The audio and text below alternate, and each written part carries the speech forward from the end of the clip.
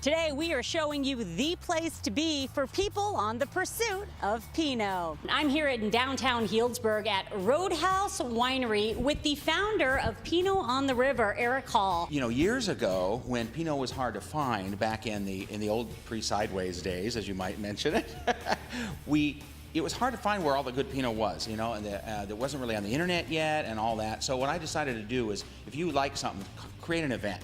Right? So I created this event, and it was for charity, but I got to meet every Pinot producer in the valley, and so pretty much I know everybody by now. So after about 5, 6, 7 years of doing this, I figured I could do this myself. So I decided to start Roadhouse, right? And I did this with a friend of mine, and we just wanted to make excellent Pinot, and I figured, and we did it right into the face of the recession, but I figured, even if I couldn't sell any of it, I would be able to drink it all. Well, there you go. So that's kind of our business plan. Make a whole lot of wine, sell half of it, drink the other half. And have you been drinking half of it, or y'all sold out now, Eric? No, well, we don't make very much, so, and then we got this tasting room on the Healdsburg Square, and that kind of changed everything, because all of a sudden we had this beautiful gilded, you know, prison where we are 7 days a week.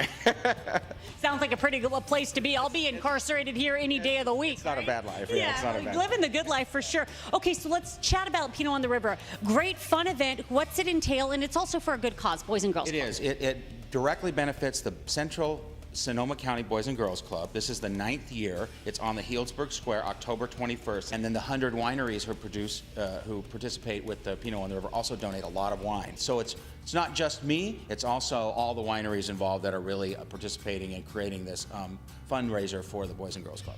Do you know what I love about wineries and Northern Sonoma County winemakers, and specifically, you guys always give back. So you get to come down, drink some amazing Pinots from 100 different Pinot producers, and have a good time and give back to a good cause. And enjoy the town of Healdsburg. Oh my gosh, yes. right? Could it be any better? Late October in Healdsburg. No, I love The it. trees are turning, the wine's resting in barrel. The whole valley has taken a little breather because finally the harvest is done.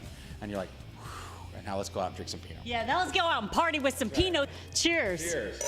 And I'm here in the tasting room at Valdez Family Winery, and I'm thrilled to be joined by Ulysses Valdez. Big event coming up called Pinot on the River. Well, actually, this is my first time participating on that event.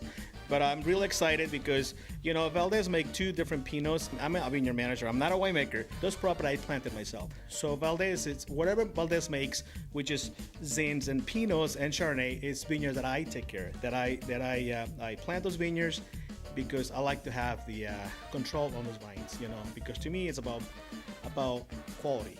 And, you know, that came from the vines, really. And I'm pretty picky. I like good stuff. Okay? Oh, good, because we like good stuff, too. I walked into your tasting room, and I couldn't help but notice all the accolades feature from Wine Spectator, and it said that you started out finding success on a shoestring. Well, I came here in 1985, November 1985, and from my small little village in Mexico, Michoacan, and I came here to Cloverdale. Believe it or not, I've been living since I came from Mexico, and I was 16 years old. And you know, I started looking for work in Dry Creek area, and that's how I started on the pruning. I promised my mom when I left, I said I'm going to learn the language and I'm going to go down there, save some money, and come back to my village. That was my idea. But in '86, the Puerto Rico made me legal.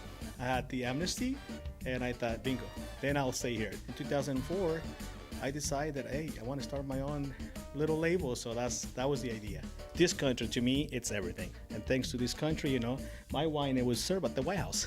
I know. Tell me about this White House wine. Well, you know, it was April 2010 when I had this phone call, and from nowhere, hey, Ulysses, this is Daniel Shanks from the White House. It was amazing, you know, because to me, I told him, I said, just to have a phone call from you guys, it's a huge, because I look back where I came from, and I'm still there. I'm still one of those guys, but older. To me, it was huge, because where I came from, and to me, that's it's everything, and that's why I always say thanks to this country, you know. Like I always say, I'm a rich guy because I love people. Someday I'll have money. I'll drink to that. So you say I'm a rich guy because I love people, and someday I'll have money? Yeah. Someday I'll have